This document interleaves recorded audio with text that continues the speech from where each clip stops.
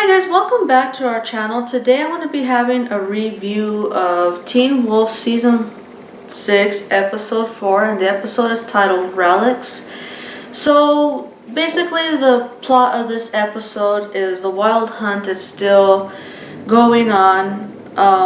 Scott and his gang are trying to figure out, basically they're trying to find relics of whoever's been taken, and in this episode they're trying to find a relic or such of who or what Styles might be. And there's also a lacrosse game going on that they're forced to play to try to fight the Ghost Riders. And there's a underground bunker that the Argents have that students are being forced into to try to keep them safe. Basically, this was a really action-filled episode. It was really great, but there were some things I did and didn't like. So I'm gonna get to the things I do like first, because I feel like, there was more things I did like. So I like the progression of Mason and Corey. I think that each character brings something pretty interesting to this plot. I like that Corey is he's being able to help the pack, not necessarily in the way that everybody else does, like being able to fight and that kind of deal, but he's able to use his powers as an advantage so that people could see the Ghost Riders, and it's like bridging a gap between two dimensions, which I think is really great for his character. Mason, on the other hand, I think is really great because, I feel like he's like Styles 2.0, like he's trying to find like different like ways and like how they could help people, because he's really smart. So he has like the brain aspect of the team and the group and what they can do. So another thing that I liked in this episode was during a scene where the Ghost Riders are fighting against the lacrosse players, and they're trying to take students and whatever. But Liam really seemed to step up his game. He seemed ready and willing to defend the pack, and I really thought that was a great scene for Liam, because as we know, Liam's trying to see if maybe he can step up to be the alpha when Scott and company leave for college, and I thought that was really cool. Another thing I liked was the duo of Malia and Chris Argent. I thought that was done so well. I really, like in my mind, I think because Allison died the season that Malia got there, and I think that if Malia and Allison would have had scenes together, it would have been really awesome. And I think that maybe because Allison was like really like strong, like a very strong female character, and I think that's what that we have with Malia, and I think it would have been a really interesting thing to see them have a couple scenes together. As we know, that didn't happen, but Chris is still there, Chris Argent, and I like the scene with him and Malia throughout the episode. And I really want to touch on that scene in particular because it was very important for both, I would say, both of their development as characters in the show. So Chris Argent, while they were down in the bunker, the Argent bunker, with the students from the party in the last episode who they're trying to protect from the Ghost Riders, Chris explains to Malia that despite being a were-coyote, she is still human, and the way for her to still have her human emotions and everything is to get involved with basically human activity. And by saying these things, I think it really helps Malia find like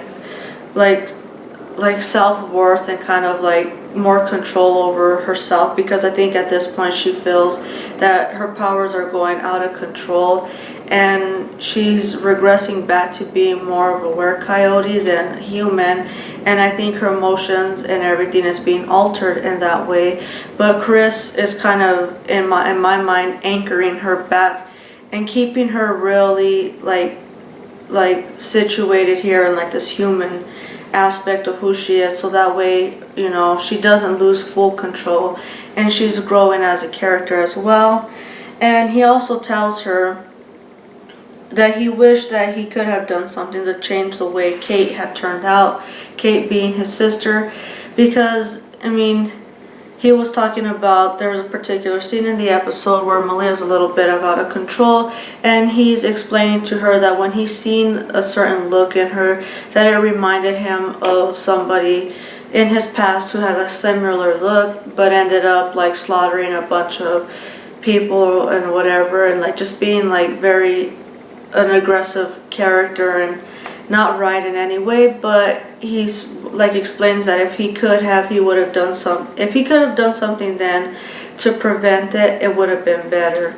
So things I didn't like. Now there's a particular scene in this, well, there's a lot of scenes, okay, but I kind of feel like maybe it is important to an extent, but I don't really necessarily care for it, is Lydia's storyline in this episode. She kind of like talks with Scott and Malia about at the hospital about the Stiles and not being able to find any relic of his or anything like that. And what I don't like is that they like the story or whatever, they just jump to the fact that Stiles and Malia, not Stiles, Scott and Malia just like don't have any faith at all that Stiles exists and that it's not gonna matter or whatever. Like they're thinking like whatever, he's not alive, he doesn't exist or whatever. But Lydia's the only one who has faith or who believes that Stiles exists. So to me, I don't like that. I think it's downright like it's just wrong, and I don't like it. And now that their Stiles is gone or whatever, she's the only one who knows of like who has feelings for Stiles. She's the only one who loved Stiles. She's the only one who's trying to find Stiles. She's the only one who believes that Stiles exists. All the while, I mean, he has a dad. I would assume that he would love Stiles more, that he would have had a stronger connection with Stiles, or given that Scott's his best friend for years, and before Stiles even knew of Lydia or whatever, he was already best friends with Scott. So maybe I would assume that Scott would have loved him too, that Scott would have had stronger feelings knowing that he exists, or maybe Malia, his first love. I mean, you would have thought that maybe they would play those characters up a little more, but I feel like all the people who really do have a strong connection with Stiles, not to say that Lydia doesn't, but I mean everybody else justifiably does have reasons to feel these ways, reasons to love Stiles. And the writers or whoever like decided to go with this story arc and make it more that Lydia has only feelings for Stiles and Lydia can only know. It's kind of screwing up the show for me, because I think that, you know, I'm trying to enjoy it, but at the same time, these little story like lines that they keep weaving into there with Stiles and Lydia are kind of messing things up, in my opinion. And I think that that's like a big problem, because not only does it like make no sense for the characters or their story arcs or anything like that, but it just seems forced, in my opinion. It doesn't seem like there was like a smooth transition for how they were gonna make Stiles and Lydia together and star-crossed lovers and everything, and them loving each other and everything. And somehow I feel like at the very end of this show or whatever, Scott, who's the main character, has been forgotten and everything has become about Lydia and Stiles, and that's the whole purpose of the show now. And even though the writers argue saying that this is about Scott and his pack and he's trying to defend his pack, and every episode has his development or whatever. I mean, I've heard many of the writers of Teen Wolf argue this, but I don't see it as fact, because every single episode, I mean, for crying out loud, this season is about Stiles. All the hashtags, I mean, even throughout this episode, like the trending hashtag was remember Stiles or whatever, remembering Stiles. And yet, where's Scott in all of this? I mean, they show so little scenes with Scott. Like, I just feel like he's been pushed to the back and everything now is about Stiles and Lydia and their love story, and how Lydia is gonna find Stiles and it's gonna be the best thing ever with Lydia and Stiles, and everybody's gonna be happy. But that leaves out a lot of fans who really watch the show to see the actual teen wolf and not the teen boy. I don't know. So to me, that's kind of a thing I didn't like. So overall, it was a good episode. Things I didn't like, of course, but there are things I did like that I feel in my mind could overshadow some of what I don't like.